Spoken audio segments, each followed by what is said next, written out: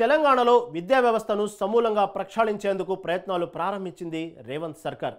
Play స్కూళ్ల తరహాలో అంగన్వాడీ కేంద్రాలను తీర్చిదిద్దాలని నిర్ణయించింది. అంతేకాదు ఆయా కేంద్రాల్లోనే 3వ తరగతి వరకు విద్యాబోధన చేసే దిశగా ప్రణాళికలు రూపొందిస్తుంది. త్వరలోనే విద్యా కమిషన్ ఏర్పాటు చేయనుంది ప్రభుత్వం.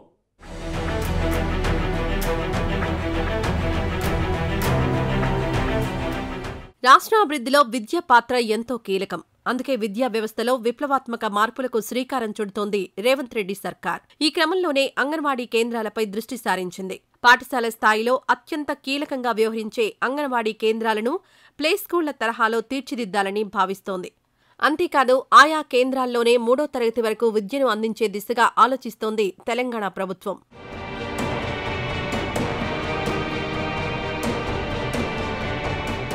ప్లే స్కూళ్ల మాదిరిగా తీర్చిదిద్దే అంగన్వాడీల్లో చదివే పిల్లల కోసం ఒక్కో కేంద్రానికి ఒక్కో టీచర్ను నియమించాలని భావిస్తున్నారు సీఎం రేవంత్ రెడ్డి.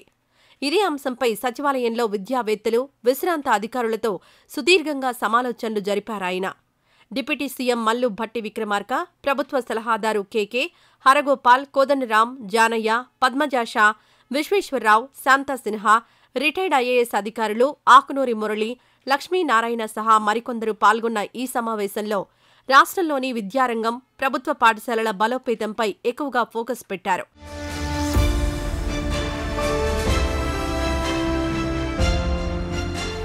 ఈ చర్చల సందర్భంగా ప్రభుత్వం ఆలోచనలను విద్యారంగ నిపుణులు, మాజీ ఉన్నతాధికారులతో పంచుకున్నారు సీఎం రేవంత్ రెడ్డి.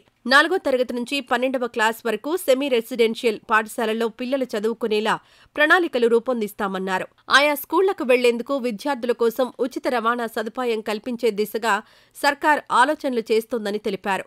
ఇప్పటికే ఉన్న గురుకుల పాఠశాలలకు సమాంతరంగా సెమీ రెసిడెన్షియల్ స్కూళ్లను కొనసాగిస్తామని వెల్లడించారు ముఖ్యమంత్రి రేవంత్ రెడ్డి.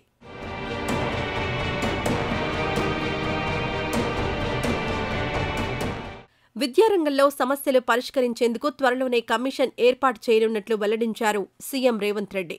కార్పొరేట్ పాఠశాలల స్థాయిలో ప్రభుత్వ స్కూళ్లను బలోపేతం చేసే దిశగా ప్రణాళికలు సిద్ధం చేయాలని ఇప్పటికే అధికారులను ఆదేశించిన విషయాన్ని ఈ సందర్భంగా విద్యారంగ నిపుణులకు వివరించారు. ప్రభుత్వ పాఠశాలల నిర్వహణ బాధ్యత స్వయం సహాయక సంఘాల మహిళలకు అప్పగించామన్నారు. అంగన్వాడీ కేంద్రాలు, ప్రాథమిక పాఠశాలల నుంచి విశ్వవిద్యాలయాల వరకు నాణ్యమైన విద్యా బోధన, నైపుణ్య శిక్షణ, ఉపాధి కల్పనకు ప్రభుత్వం కట్టుబడి ఉందన్నారు ముఖ్యమంత్రి రేవంత్ రెడ్డి. ఈ విషయంలో విద్యావేత్తలిచ్చే సూచనలు, సలహాలు స్వీకరిస్తామన్నారు తెలంగాణ సీఎం.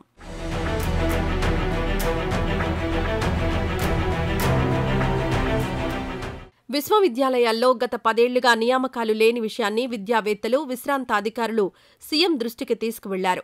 యూనివర్సిటీల అభివృద్ధికి మరిన్ని నిధులు కేటాయించాలని, ప్రతి 15 రోజులకోసారి విద్యా వ్యవస్థపై సమీక్ష జరపాలని కోరారు. అంగన్వాడీ కార్యకర్తలకు బోధనా నైపుణ్యం లేదని, ఆయా కేంద్రాల్లో సరైన వస్తువులు లేవన్నారు. ప్రభుత్వ పాఠశాలల్లో పలు సమస్యలున్నాయని ముఖ్యమంత్రి ఎదుట స్పష్టం చేశారు. గత ప్రభుత్వం బడ్జెట్ 6.4% ఇచ్చారు. అందుకనే ఈసారి తప్పకుండా 15% అంటే కాంగ్రెస్ మేనిఫెస్టోలో కూడా పెట్టడం జరిగింది. అది సో 15% తప్పకుండా విద్యకు కేటాయించాలనే ఉద్దేశంతో మేము అది స్ట్రాంగ్గా రికమెండ్ చేశాము. సో అట్లాగే స్కూల్ అంటే ఇట్ ఇస్ ఏదో ఒక చిన్న తరగతి గది కాదు, ఒక టీచర్ కాదు. సో ఒక తరగతికి ఒక టీచర్ ఉండాలి, ఒక తరగతికి ఒక గది ఉండాలి. సో ఒక స్కూల్ అంటే 45 అంశాలు ఉంటుంది. సో ఈ అంశాలన్నింటినీ కూడా చర్చించడం జరిగింది. సో ఇలాంటి స్కూల్స్ను మనము తీసుకోవాలనే ఉద్దేశంతో ముఖ్యమంత్రి గారితో చర్చించడం జరిగింది. విద్యా సూచిక విషయంలో దేశంలోనే తెలంగాణ అట్టడుగు స్థాయిలో ఉందన్నారు రిటైర్డ్ అధికారులు. ఉస్మానియా విశ్వవిద్యాలయంలోనూ ప్రమాణాలు పడిపోయాయని ఆవేదన వ్యక్తం చేశారు హరగోపాల్, శాంతా సిన్హా. అయితే రాష్ట్రంలో విద్యా వ్యవస్థ బలోపేతానికి సంబంధించి ప్రభుత్వం ఇప్పటికే మంత్రివర్గ ఉపసంఘం ఏర్పాటు చేసిందన్నారు ముఖ్యమంత్రి. నిపుణులంతా కలిసి విద్యా వ్యవస్థలో తీసుకురావాల్సిన మార్పులపై ఓ విధాన పత్రం రూపొందిస్తే దానిపై చర్చించి ఓ నిర్ణయం తీసుకుంటామన్నారు సీఎం.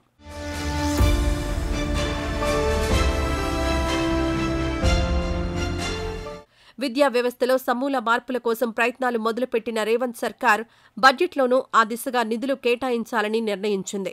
మరి ముఖ్యమంత్రి ప్రయత్నాలతో తెలంగాణ విద్యా వ్యవస్థలో ఏ స్థాయిలో మార్పులొస్తాయన్నది ఆసక్తికరంగా మారింది.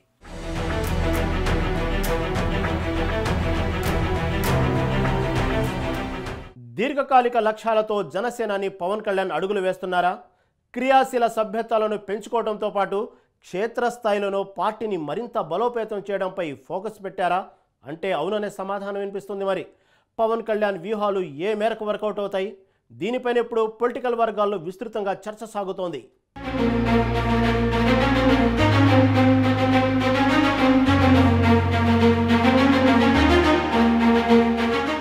ఆంధ్రప్రదేశ్ రాజకీయాల్లో ఒక బలమైన శక్తిగా ఎదుగుతోంది జనసేన. ఇతర పార్టీలతో పోలిస్తే ఇప్పటివరకు క్షేత్రస్థాయిలో మరీ అంత బలంగా లేకపోవడంతో రాబోయే రోజుల్లో పార్టీని మరింతగా విస్తరించడంతో పాటు ప్రజల్లోకి సాధ్యమైనంత ఎక్కువగా తీసుకువెళ్లాలని భావిస్తున్నారు పార్టీ అధినేత పవన్ కళ్యాణ్.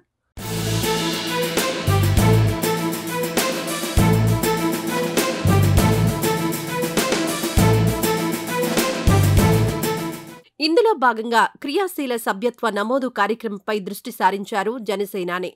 ఈ నెల 18న ప్రారంభమైన మెంబర్షిప్ కార్యక్రమం 28 వరకు కొనసాగనుంది. ఇప్పటికే జనసేనకు 6,47,000 మంది వరకు క్రియాశీల సభ్యులు ఉండగా వీరందరి రెన్యువల్తో పాటు కొత్తగా 9 లక్షల మందిని పార్టీ వైపు ఆకర్షించాలని, సభ్యులుగా చేర్చుకోవాలని లక్ష్యంగా పెట్టుకున్నారు జనసేనాని. ఈ మేరకు పార్టీ కార్యకర్తలకు, శ్రేణులకు దిశానిర్దేశం చేశారాయన.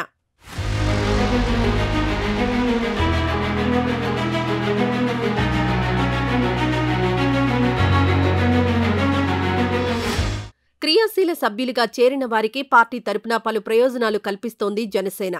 సభ్యత్వం తీసుకున్న వారికి వ్యక్తిగతంగా 5 లక్షల బీమా సౌకర్యాన్ని కల్పిస్తోంది. పార్టీ పరంగా అన్ని విధాలా అండగా ఉండనుంది జనసేన.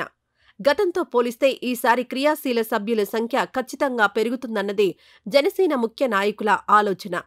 ప్రస్తుతం పార్టీ అధికారంలో భాగస్వామిగా ఉండడం, స్వయంగా పార్టీ అధినేత పవన్ కళ్యాణ్ డిప్యూటీ సీఎంగా, మంత్రిగా బాధ్యతలు నిర్వర్తిస్తూ ఉండడమే కారణమని అంటున్నారు.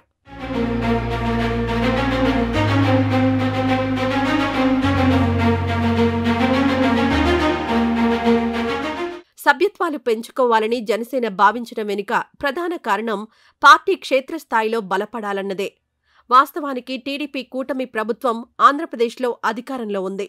టీడీపీ, జనసేన, బీజేపీ ఇందులో భాగస్వాములుగా ఉన్నాయి. ఇంకా చెప్పాలంటే అప్పటి వరకు అధికారంలో ఉన్న వైసీపీ సర్కార్ను గద్దెదింపే విషయంలో పవన్ కళ్యాణ్ మరింత పట్టుదలగా పనిచేశారని చెప్పాలి. అసలు రాష్ట్రంలో కూటమి ఏర్పడ్డానికి ప్రధాన కారణమే జనసేనాని పవన్ కళ్యాణ్.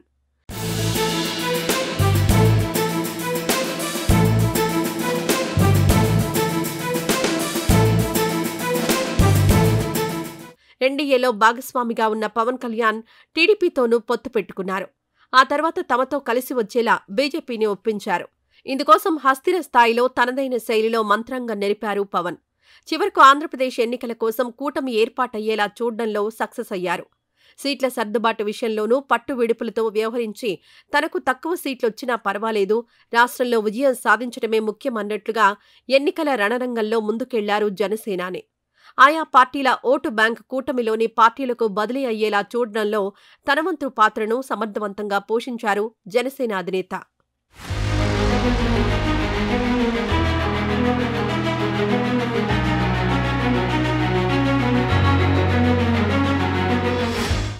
అధికారంలోకొచ్చిన తర్వాత కూడా రాష్ట్ర ప్రభుత్వంలో కీలక పాత్ర పోషిస్తున్నారు పవన్. ఆంధ్రప్రదేశ్ డిప్యూటీ సీఎంగా కీలక శాఖలు, మంత్రిగా ఓవైపు వ్యవహరిస్తూనే పాలనలో తనదైన ముద్ర వేస్తున్నారు. తద్వారా ప్రజల దృష్టిని తన వైపు తిప్పుకునే పనిలో నిమగ్నమయ్యారు పవన్. ప్రస్తుతం అధికారంలో ఉండడంతో ఆ అవకాశాన్ని ఉపయోగించుకొని పార్టీలోకి ముఖ్యమైన నేతలను చేర్చుకునే దిశగా ఇప్పుడు పావులు కదుపుతున్నారు.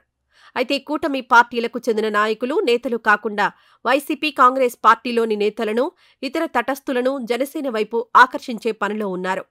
రానున్న స్థానిక సంస్థల నాటికి అలాంటి వారిని కొందరిని పార్టీలో చేర్చుకొని కొంతమేర బలపడాలని వ్యూహాలు రచిస్తున్నారు పవన్.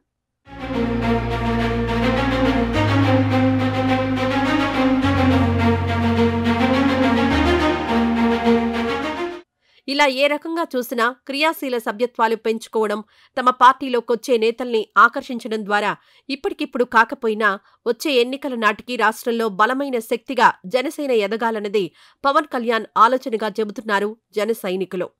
మరి జనసేనాని వ్యూహాలు ఎంతవరకు ఫలిస్తాయి? ఏపీలో జనసేన బలమైన శక్తిగా ఎదుగుతుందా అన్నది తేలాలంటే మరికొంతకాలం ఆగాల్సిందే.